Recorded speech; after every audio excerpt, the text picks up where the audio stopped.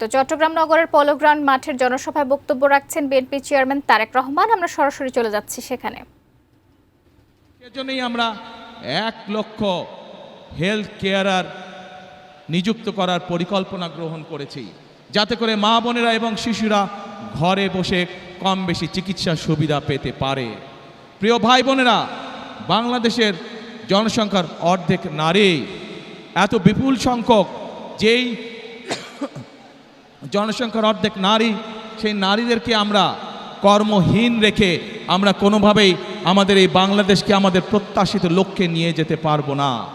এবং সেই জন্যই এই নারীদেরকে দেশনেত্রী খালেদা জিয়া যখন দেশ পরিচালনার দায়িত্বে ছিলেন, তখন আপনারা দেখেছেন উনি স্কুল থেকে শুরু করে ইন্টারমিডিয়েট পর্যন্ত মেয়েদের শিক্ষা ব্যবস্থা ফ্রি করে দেওয়ার ব্যবস্থা করেছিলেন। বিজলি কেবলসের স্কিন কোটেড ইনসুলেশন আগুন প্রতিরোধী। বিজলি কেবলস, নিরাপদ আজীবন। এটি ধারণা আছে আপনাদের যে আমরা সেই নারীদেরকে সেই শিক্ষা ব্যবস্থার ফলে, ফ্রি শিক্ষা ব্যবস্থার ফলে নারীদের একটি বৃহৎ অংশ আজ শিক্ষিত হয়েছে, কিন্তু সেই নারীদেরকে আমরা স্বাবলম্বী করে, অর্থনৈতিকভাবে স্বাবলম্বী করে গড়ে তুলতে চাই। এবং সেই জন্যই আমরা বলেছি আপনাদের ভোটে ইনশাল্লাহ আগামী 12 তারিখে বিএনপি সরকার গঠনে সক্ষম হলে আমরা বাংলাদেশের প্রত্যন্ত অঞ্চলে গ্রামগঞ্জ সহ সকল পরিবারের নারীদের কাছে আমরা ফ্যামিলি কার্ড পৌঁছে দিতে চাই। প্রিয় ভাই বোনেরা, বাংলাদেশের মূল প্রাণশক্তি হচ্ছে কৃষক।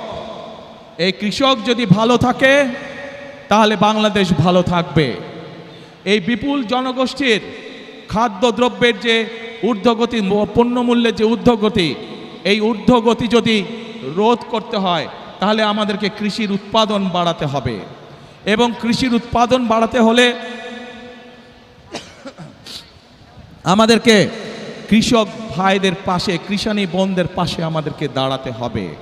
এবং সেই জন্যই আমরা বলেছি আপনাদের ভোটে ইনশাল্লাহ আগামী 12 তারিখে বিএনপি সরকার গঠনে সক্ষম হলে আমরা ধীরে ধীরে বাংলাদেশের সকল কৃষকের কাছে কৃষক কার্ড নামে একটি কার্ড পৌঁছে দিতে চাই, যে কার্ডের মাধ্যমে কৃষক এবং কৃষানী ভাই বোনেরা তারা ঋণ সুবিধা সহ বিভিন্ন সুবিধা তারা পাবে, যাতে করে আস্তে আস্তে তারা অর্থনৈতিকভাবে স্বাবলম্বী হয়ে উঠতে পারে। প্রিয় ভাই বোনেরা, আজ এই চট্টগ্রাম সহ সারা বাংলাদেশের একটি বড় সমস্যা, সেটি হচ্ছে জলাবদ্ধতা। এই চট্টগ্রাম শহর, চট্টগ্রাম জেলার বিভিন্ন উপজেলা সহ সারা বাংলাদেশে খাল, বিল, নদী নালাগুলো বন্ধ হয়ে গিয়েছে। আমরা আপনাদের ভোটের মাধ্যমে 12 তারিখে ইনশাল্লাহ বিএনপি সরকার গঠনে সক্ষম হলে আমরা সমগ্র বাংলাদেশে খাল কাটা কর্মসূচি চালু করতে চাই। আপনারা কি খাল কাটবেন আমাদের সাথে? কারা কারা খাল কাটবেন হাত তুলেন তো দেখে, কারা কারা? ইনশাল্লাহ আমরা সকলে দুহাতে কোদাল দিয়ে খাল খনন শুরু করব, খাল খনন কর্মসূচি, যাতে করে এই দেশ থেকে জলাবদ্ধতা, বন্যার সমস্যা সব কিছু আমরা দূর করতে পারি।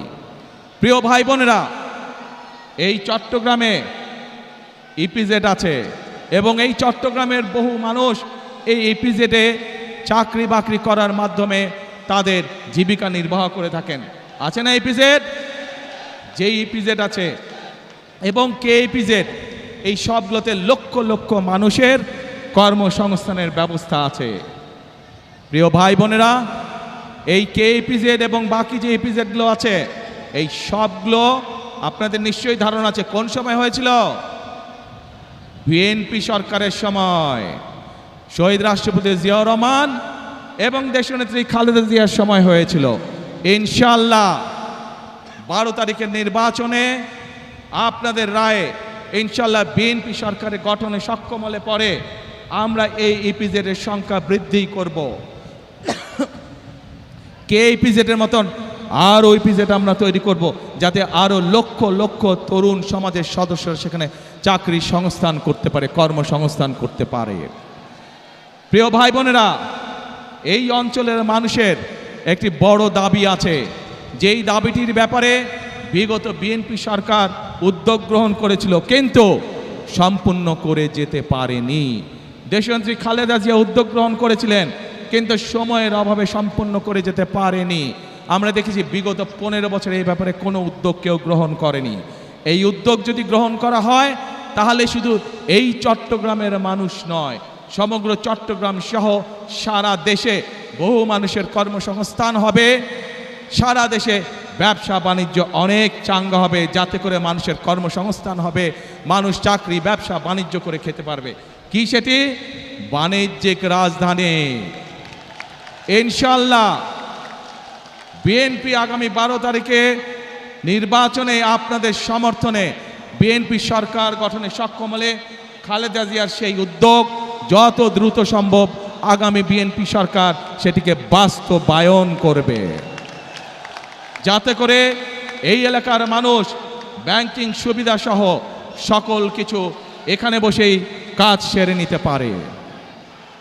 প্রিয় ভাই বোনেরা, 1 মিনিট দাঁড়াও, কথা শোনো, আগে কথা শোনো ভাই, কথা শোনো।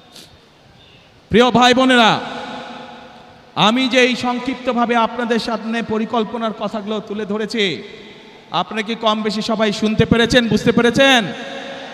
কি ভাই, ওই যে রাস্তার মধ্যে মানুষ আছে আপনারা শুনতে পেয়েছেন? আচ্ছা, পেছনে যে মানুষ আছেন শুনতে পেয়েছেন?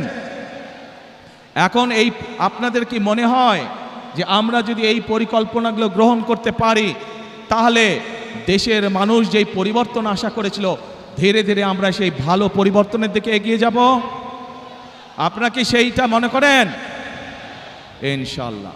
প্রিয় ভাই বোনেরা, যদি তাই হয়ে থাকে তাহলে বিএনপি সরকার ইনশাআল্লাহ আপনাদের কাছে যেই প্রতিশ্রুতিগুলো দিয়েছে, বিএনপি যেই প্রতিশ্রুতিগুলো দিয়েছে সেগুলো ইনশাআল্লাহ বিএনপি সরকারে গেলে ধীরে ধীরে আমরা বাস্তবায়ন করব।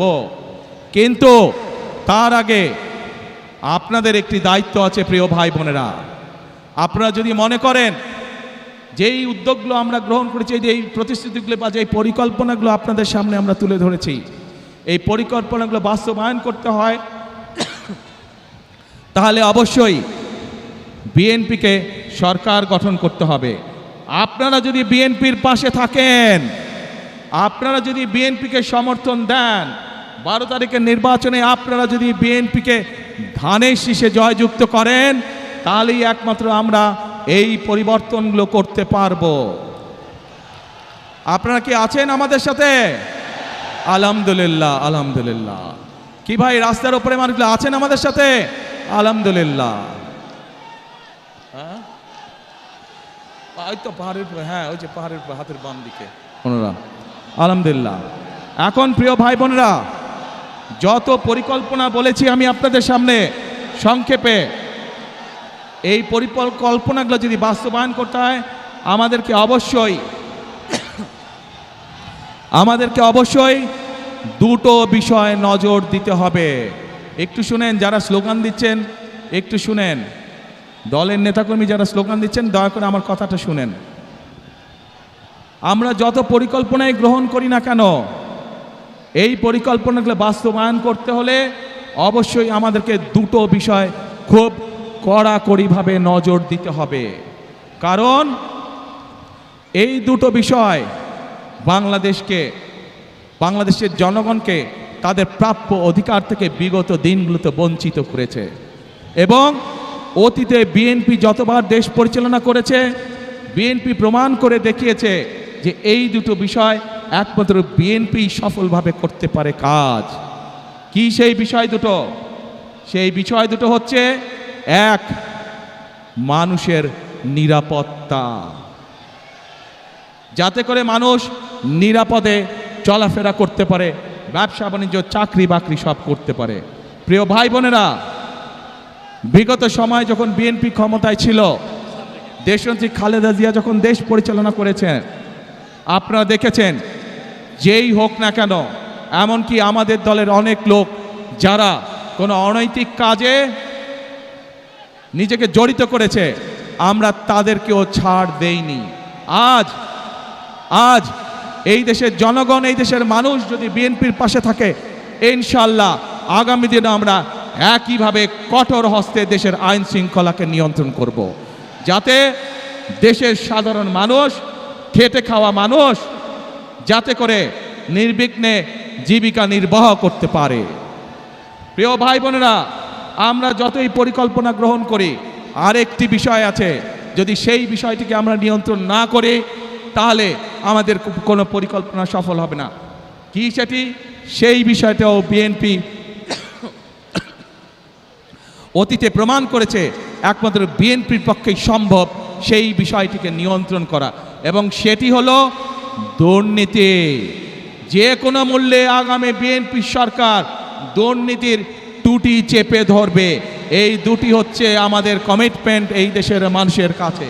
কারণ বিএনপি সরকার অতীতেও প্রমাণ করেছে 96 সাল থেকে 2001 সাল পর্যন্ত যেই সরকার ছিল তারা দুর্নীতিতে দেশকে নিচের দিকে নিয়ে গেছিল। 2001 সালে যখন দেশনেত্রী খালেদা জিয়া আপনাদের রায়ে দেশের দায়িত্ব পান, তখন ধীরে ধীরে ধীরে দেশনেত্রী খালেদা জিয়া দুর্নীতির করাল গ্রাস থেকে দেশকে বের করে নিয়ে এসছেন। কাজে প্রমাণ হয়েছে দেশের আইন শৃঙ্খলাই হোক, আইন সবার জন্য সমান। অপরাধের পরিচয় কোনো দল দিয়ে নয়, অপরাধীর পরিচয় সে আইনের দৃষ্টিতে অপরাধী, এবং অপরাধী যেই হোক তার বিরুদ্ধে দেশের আইন অনুযায়ী ব্যবস্থা হবে।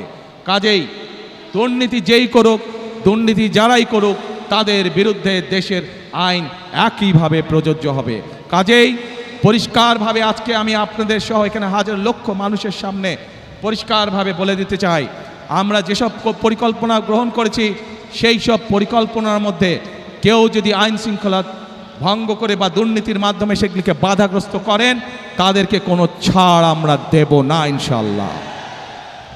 প্রিয় ভাই বোনেরা, আজ সময় এসেছে পরিবর্তনের। এই পরিবর্তনকে যদি সত্যিকারভাবে মিনিংফুল পরিবর্তন করতে হয়, দেশের মানুষের ভাগ্যের পরিবর্তন করতে হয়, তাহলে আমাদের সকলকে আজ ঐক্যবদ্ধ থাকতে হবে। প্রিয় ভাই বোনেরা, আপনাদের সকলকে সতর্ক করে সজাগ দৃষ্টি রাখার জন্য, একটি বিষয় সজাগ দৃষ্টি রাখার জন্য আমি অনুরোধ করব। বিগত 15-16 বছর আপনারা এখানে বহু নতুন ভোটার আছে যারা জীবনে কোনোদিন ভোট দিতে পারেনি। পেরেছিলেন আপনারা? আপনাদেরকে ভোটের অধিকার থেকে বঞ্চিত করে রাখা হয়েছিল। ঠিক একইভাবে আজান দিচ্ছে, আচ্ছা আজান দিচ্ছে, আমরা আজানটা শেষ হয়ে যাক, তারপরে আমরা আবার বক্তব্য শুরু করছি।